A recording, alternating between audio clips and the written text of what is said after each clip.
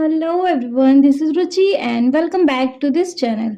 आज इस वीडियो में हम स्टार्ट करेंगे क्वेश्चन नंबर 2 एक्सरसाइज 3.3 का। सो देखो, बिना टाइम वेस्ट करे अपना क्वेश्चन नंबर 2 पढ़ेंगे। Question number 2 is form the pair of linear equation in the following problem and find their solution if they exist by the elimination method. That means what? आप देखो, इस type का question exercise 3.2 में भी कर चुके हैं। देखो इसमें क्या करना है, आपको नीचे ये प्रॉब्लम्स दिए हुए हैं, वर्ड प्रॉब्लम्स दिए हुए हैं। इनकी आपको सबसे पहले क्या निकालनी है, लीनियर इक्वेशंस बनानी है, जैसे कि हमने एक्सरसाइज 3.2 में भी किया था। और जब लीनियर इक्वेशन बन जाए तो उसके हमें क्या निकालने हैं, सॉल्यूशन, अगर निकलते हैं तो। अच्छा, ये भी चीज़ हमने वहाँ सेम करी थी कि हमने पहले लीनियर इक्वेशंस बनाए थे और उसके बाद हमने उसके सॉल्यूशन निकाले थे। बस यहाँ थोड़ा सा चेंज क्या है कि हमने वहाँ निकाले थे सब्स्टिट्यूशन मेथड के साथ और हम यहाँ निकालने वाले हैं एलिमिनेशन मेथड के साथ। ये बात क्लियर है? एक बार मैं फिर से बता देती हूँ इस क्वेश्चन में क्या करना है। नीचे आपको ये वर्ड प्रॉब्लम से हुई है, 5 जो पार्ट्स हैं इसके, उन सब में आपको ये वर्ड प्रॉब्लम्स को सॉल्व कर करके आपको निकालनी है लीनियर इक्वेशन। और आफ्टर देन जब लीनियर इक्वेशन बन जाती हैं तो एलिमिनेशन मेथड से आपको एक्स और वाई की वैल्यू निकाल के दे देनी है। ठीक है, यहाँ दिया हुआ है ब्रैकेट में इफ दे एग्जिस्ट, मतलब अगर निकलती हैं तो। नहीं निकलती तो आप वहां उसे उस क्वेश्चन को क्विट कर सकते हो, ये बोल के कि भाई इसका एक यूनिक सॉल्यूशन नहीं निकल रहा है ना। चलो तो फिर देख लेते हैं इसका पार्ट फर्स्ट, देख लेंगे हम। देखो पार्ट फर्स्ट है, if we add 1 to the numerator and subtract 1 from the denominator, a fraction reduced to 1 and it becomes 1/2 if we only add 1 to the denominator, find the fraction. Clear? अच्छा देख लो, आपको यहाँ क्या बता के देना है, फ्रैक्शन बताना है। अच्छा, फ्रैक्शन तो हम तब बताएंगे ना जब हमारे पास न्यूमरेटर और डिनोमिनेटर ही कुछ नहीं है यहाँ, तो है ना। तो सबसे पहले हम न्यूमरेटर और अपने डिनोमिनेटर को लैड कर लेंगे। क्लियर? चलो लिख लेते हैं लेट द न्यूमरेटर, क्योंकि हमारे पास न्यूमरेटर भी नहीं है। Numerator be x and the denominator be y। Clear? हमारे पास न्यूमरेटर मिल गया, डिनोमिनेटर मिल गया।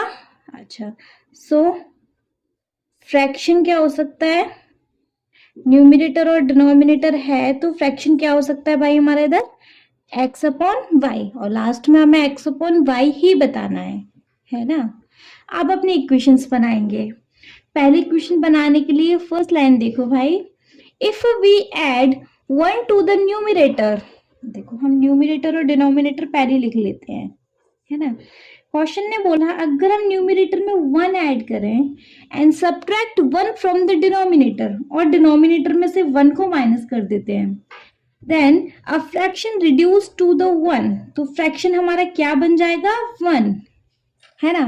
अब या तो इसे सिंपल 1 कह लो या 1/1 लगा लो, क्योंकि सारा कुछ फ्रैक्शन में तो नीचे अपन 1 कर लेते हैं, है ना। तो पहली इक्वेशन हमें यहां से मिलेगी। पहले मैं दूसरी और नोट डाउन कर लूं, मैं इसको फिर सॉल्व कर दूं या मैं पहले सॉल्व कर लूं। चलो मैं इस क्वेश्चन को पहले मैं यहाँ लिख ही लेती हूँ, उसके बाद में इसको सॉल्व करके पहली इक्वेशन ढंग से निकाल लूंगी, है ना। दूसरी लाइन देखो, it becomes 1/2 if only add 1 to the denominator. Second equation के लिए देखो x अपॉन वाई तो है, इसने बोला सिर्फ केवल 1 डिनोमिनेटर में ऐड किया हमने, मतलब न्यूमिनेटर में तो कुछ भी ऐड नहीं किया। अगर हमने डिनोमिनेटर में 1 ऐड किया तो हमारा फ्रैक्शन हो गया 1/2।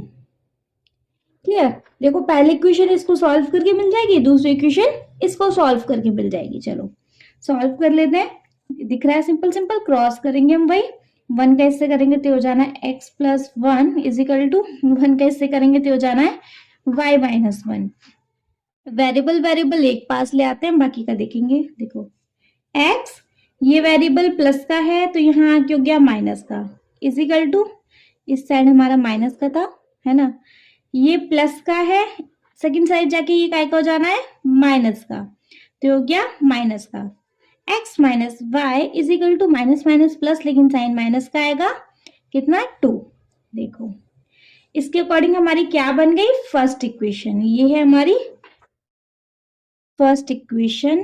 क्लियर है ना, मैंने कुछ अलग तो नहीं किया, बस मैंने अलग अलग पहले लिख लिया फिर सॉल्व कर लिया है। आप चाहो तो पहले एक इक्वेशन देख लो, उसको सॉल्व कर लो, फिर दूसरी लिख लेना, ऐसा कुछ भी नहीं है। मैं तो बस आपको कोशिश करती हूँ कि जितना ज्यादा मैं इजी से इजी कर सकूं आप लोगों के लिए क्वेश्चन, उतना ज्यादा इजी करने की कोशिश करती हूँ बस।